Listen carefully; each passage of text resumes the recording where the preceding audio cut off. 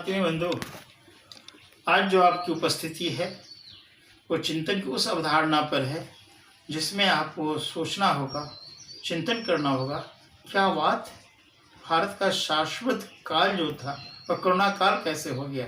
वर्षों पूर्व आपके जन्म से पहले जिसमें अंग्रेज का आगमन हुआ था, एल वासम ऑलरेडी ब्रिटेन में एक यूनिवर्सिटी के प्रोफेसर हुआ करते थे। उन्होंने लिखा the wonder that was India, और उन्होंने मुगल कालीन संस्कृति से आने के पहले के भारत की व्याख्या क्या था। भारत हर्षोल्लास का देश है, यहाँ इतने पर्व त्योहार मनाए जाते हैं। जीवन की जो अवधारणा इनके पास है वो इतनी विकसित है और राष्ट्रों के लिए एक उदाहरण प्रेरणा बना हुआ है। और आज जो स्थिति बनी है उसमें विदेशी संस्कृति इतनी हम पर आप पर छा गई, मौलिकता से इतने हम दूर भाग गए, यानी उस क्रम में हम भूल गए जो हम कौन हैं, क्या हैं, कहाँ हमको जाना है। और वैसे में हमारा जो घर से भाग हो गया, नौकरी की तो आपाधापी मच गई, हम सिटीजन बन गए।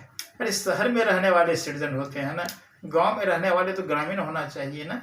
आज कहीं जो कुछ घटना घट रही है वो भारतीयों के साथ घट रही है।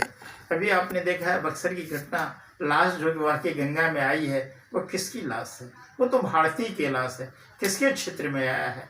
भारत के ही एक प्रदेश से दूसरे प्रदेश में आ गया और आप कह रहे हैं जो नहीं हमारे यहाँ की लाश नहीं। अरे कहीं का भी लाश हो, है तो भारतीय का लाश। ये व्यवस्था कहाँ मिली?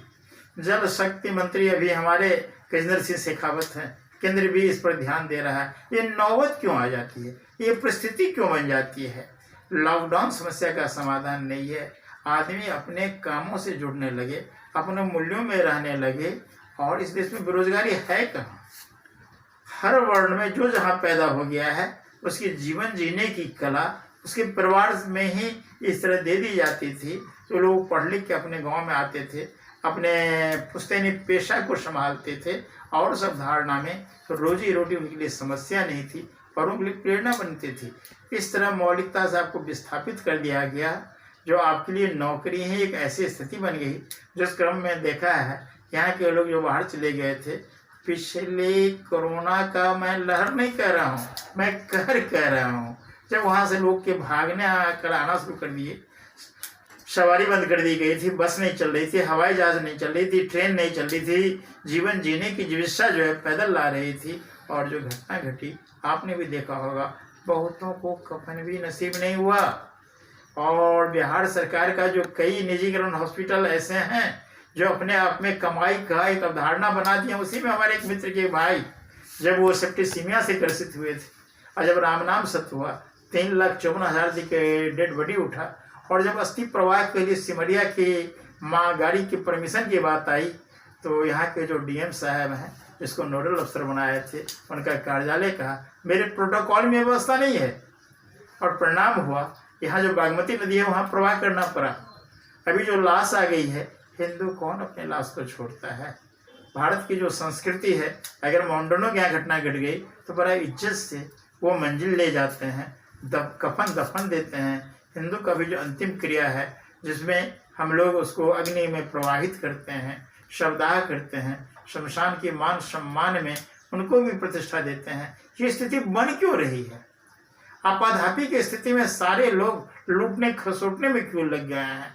ऐसे में देखना होगा आपका ये गफलत कहाँ आपको डाल दिया है। जिस मुल्क की निगाहवान हो आंखें, उस मुल्क की सरहद को कोई छू नहीं सकता है। आपका सरहद कौन सा है, सीमा कौन सा है? मैं बार बार कह रहा हूँ, मूल्यों के दायरे में अगर आप जिंदगी जीना शुरू कर देते हैं तो कौन अब संस्कृति आपको छू पाएगा? और ऐसी स्थिति में जिस देश का ध्येय वाकई गफलत में धोखाधड़ी में चला गया हो, सत्यमेव जयते, यानी सत्य का विजय होता है। सत्य को संविधान ने संसाधन बना दिया है। अरे मूल ग्रंथ में लिखा है सत्यमेव जयति नानृतम सत्यम पंथा देव्यानम सत्यम परम निदानम। सत्य ही विजयी होती है, सत्य संज्ञा है। अभी हम आपसे बात जो कर रहे हैं, मेरा भी एक नाम है जो संज्ञाधारी है, आपका भी एक नाम है और संसाधन बना दिया गया। इसलिए आपसे मेरा यही आग्रह है, आप अपने आप को संसाधन नहीं समझें, वरना यूज एंड थ्रो की स्थिति में अगर कहीं गफलत में कोरोना से ग्रसित हुए तो अपने भी अब आपके लाश को अंतिम क्रिया के लिए नहीं आएंगे। और हो सकता है जैसे गंगा में लाश प्रभावित हो रही हो, कहाँ कौन किस स्थिति में जा रहा है, ये सब एक चिंता का विषय है। लेकिन आप चिंतन में इसका समाधान ढूंढे, उसमें जहां हमारी सहभागिता चाहे। लोकतांत्रिक लोक राज्यम पार्टी का जो स्थापना प्रभाग है वो आपको हर कदम पर मदद करने के लिए तैयार है। इन्हें मंगल कामनाओं के साथ बहुत बहुत साधुवाद।